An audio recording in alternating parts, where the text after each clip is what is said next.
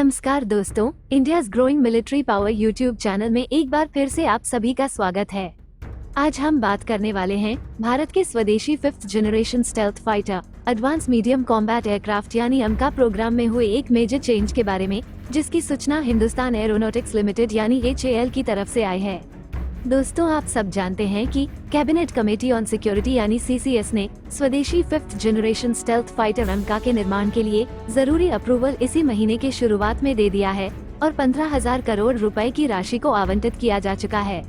अब यह aircraft SPV यानी स्पेशल पर्पस व्हीकल मॉडल के अंतर्गत बनाया जाना था, जिसमें पब्लिक और प्राइवेट सेक्टर दोनों की सहभागिता को सुनिश्चित किया जाने का प्लान था। लेकिन इस पर भारतीय प्राइवेट सेक्टर से कोई रिस्पांस न आने के कारण सरकार और वायुसेना ने एमका के मार्क 1 वर्जन को बनाने का जिम्मा हिंदुस्तान एरोनॉटिक्स को दिया था।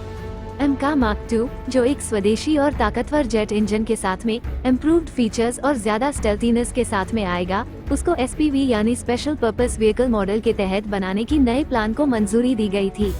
और अभी तक जो खबरें आ रही थी कि तमिलनाडु के कोयम्बटूर शहर में एमका का एक नया प्रोडक्शन लाइन खोला जाएगा, जहां पर भविष्य में SPV यानी स्पेशल पर्पस व्हीकल मॉडल को इंक्लूड किया जाएगा और एमका के मार्क 1 और मार्क 2 दोनों वर्जन्स को मैन्युफैक्चर किया जाएगा, उसे अब चेंज किया गया है।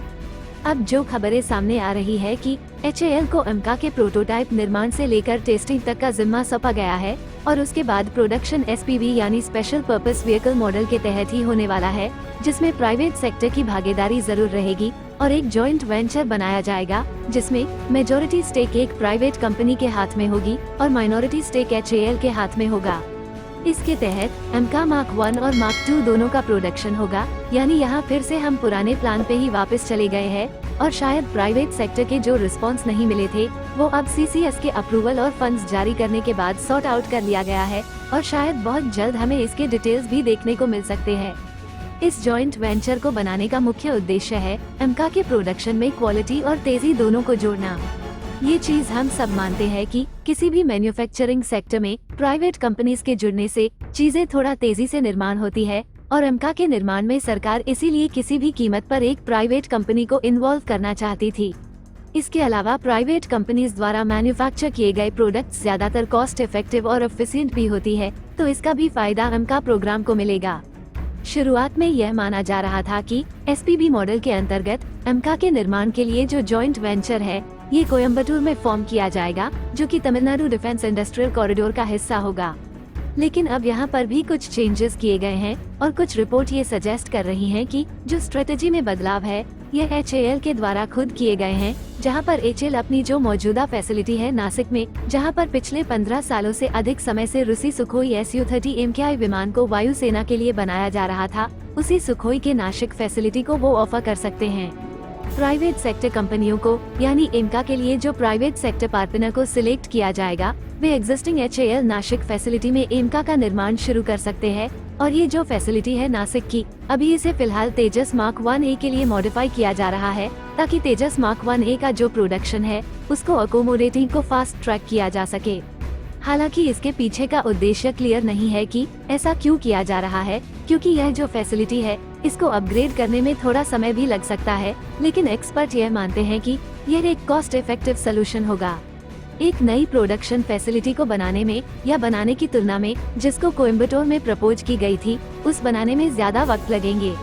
इससे बेहतर है कि हम HAL एग्जिस्टिंग नासिक फैसिलिटी को ही अपग्रेड करके इसमें एमका का निर्माण शुरू करें और इससे सबसे बड़ा बेनिफिट ये होगा कि जो प्राइवेट सेक्टर कंपनियां हैं उनको काफी ज्यादा यहाँ पर सहूलियत पहले से ही मिलती रहेंगी, क्योंकि नासिक में पहले से ही एक वेल एस्टेब्लिश्ड एरोस्पेस इकोसिस्टम मौजूद है, जो एमका के निर्माण में एक बड़ा वरदान साबित हो सकता है। हालांकि आपको बताते चले कि हिंदुस्तान एरोनॉटिक्स लिमिटेड अपनी जो प्रोडक्शन कैपेसिटी है और इंफ्रास्ट्रक्चर है, इसको बढ़ाने का पुरजोर प्रयास कर रही है, ताकि जो अलग अलग फाइटर एयरक्राफ्ट प्रोग्राम है इनके निर्माण के रफ्तार को बढ़ाया जा सके, क्योंकि यहाँ पर हम सिर्फ एमका को नहीं देख रहे हैं, बल्कि 2024 से लेकर के 2030 के बीच के समय में ये भारतीय वायुसेना और हिंदुस्तान एरोनॉटिक्स लिमिटेड दोनों के लिए एक गेम चेंजर टाइम होने वाला है। क्योंकि पहले तो हिंदुस्तान एरोनॉटिक्स लिमिटेड को अपनी प्रोडक्शन फैसिलिटी से जो 83 की संख्या में तेजस मार्क 1A है, जिनका ऑर्डर 2021 में प्लेस किया गया था, इन ऑर्डर्स को पूरा करना होगा, जिसकी शुरुआत इसी महीने के अंत से हो जाएगी, जब पहला तेजस मार्क के डिलीवर कर दिया जाएगा और उसके बाद सिलसिलेवार तरीके से तेजस के प्रोडक्शन को बढ़ाए जाने की कोशिश की जाएगी। रिपोर्ट ये दावा करती है कि HAL का प्लान है कि 2025 तक तकरीबन 16 एयरक्राफ्ट प्रति वर्ष के दर से प्रोडक्शन को बढ़ाया जाए और नासिक प्रोडक्शन लाइन के एक्टिव होने के बाद यह नंबर 24 एयरक्राफ्ट प्रति वर्ष की दर को प्राप्त कर सकते हैं। हालांकि यहाँ पे बहुत सारे फैक्टर्स हैं जो इस मैन्युफैक्चरिंग रफ्तार को प्रभावित करेंगे। सबसे बड़ा ये होगा कि क्या जनरल इलेक्ट्रिक से हमें इंजन उचित संख्या में मिल पाएंगे या नहीं, और उसके बाद जो फेज 2 तेजस मार्क 1A है, जिनका क्लियरेंस हमें 30 नवंबर 2023 को मिला है डिफेंस इक्वेशन काउंसिल से, जहां पर एडिशनल 97 जेट्स की खरीद की बात की गई है। इनका ऑर्डर भी तय किए गए समय पर HAL को पूरा करना होगा और यह सारी जिम्मेदारियां भी मौजूदा प्रोडक्शन फैसिलिटी से ही पूरी की जाएंगी और उसके बाद 2025 में या 2024 के अंत तक शायद तेजस मार्क 2 में हमें कोई बड़ी अपडेट देखने को मिल जाए। और अगर ऐसा होता है तो यह मान के चलिए कि तेजस मार्क 2 का जो प्रोडक्शन है ये तकरीबन 2028 से शुरू होगा और इनका जो नंबर है ये काफी बड़ा है,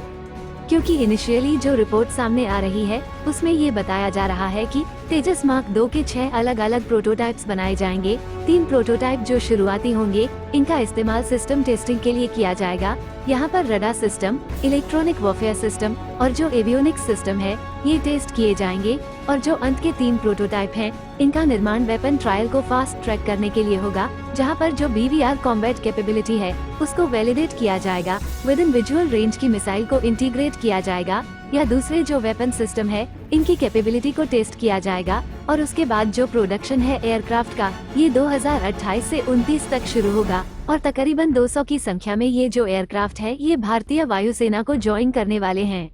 अब यहाँ पर एमका की बात करें तो एक्सपेक्ट किया जा रहा है कि 2028 तक एमका का रोल आउट हो जाएगा और 2030 से 31 तक इनके जो प्रोडक्शन है उसकी बात की जा रही है, यानी कि HAL की जो प्रोडक्शन लाइन है वो काफी बिजी रहने वाली है और एक्सपर्ट्स का यह मानना है कि आज नहीं तो कल जो हिंदुस्तान एरोनॉटिक्स लिमिटेड है इसको अपनी प्रोडक्शन कैपेसिटी बढ़ानी ही पड़ेगी,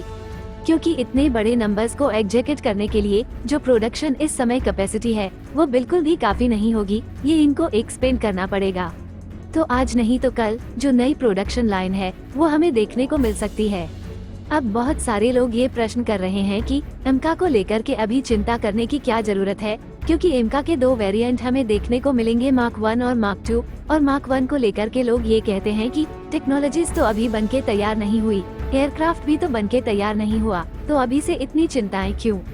दरअसल यही तो गड़बड़ी है। दरअसल एमका मार्क 1 वेरिएंट है, इसके अधिकतर टेक्नोलॉजीज ऑलरेडी विकसित की जा चुकी हैं, क्योंकि इनका इस्तेमाल तेजस मार्क 2 में किया जाना है, जैसे कि gallium nitride based AESA radar, और यह वही रडार है जिसे हमें एमका मार्क 1 में भी देखने को मिलेगा। इसके अलावा जो इलेक्ट्रॉनिक वॉरफेयर सिस्टम है ये तेजस मार्क 2 से ही बोरो किए जाएंगे। जो कॉकपिट है इसके लिए जो लार्ज एरिया डिस्प्ले है ये एमका से पहले तेजस मार्क 2 में ही इस्तेमाल की जाएगी। साइड स्टिक कंट्रोल हमें देखने को मिलेंगे जो कि तेजस मार्क 2 से होंगे। और सबसे खास बात यहाँ पर यह होने वाली है कि एक अनुमान के मुताबिक लगभग 40% से लेकर के 50% जो सिस्टम है एमका के है ये तेजस मार्क 2 प्रोग्राम से ही बोरो किए जाएंगे।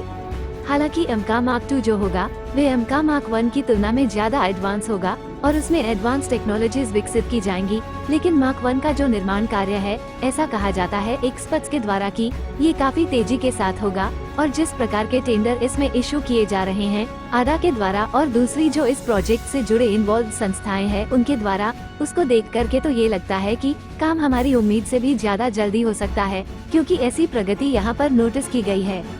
तो इसीलिए जो SPV मॉडल है इसको भी काफी गंभीरता दी जा रही है और बहुत जल्दी जो प्राइवेट कंपनियां हैं इनको सेलेक्ट भी कर लिया जाएगा।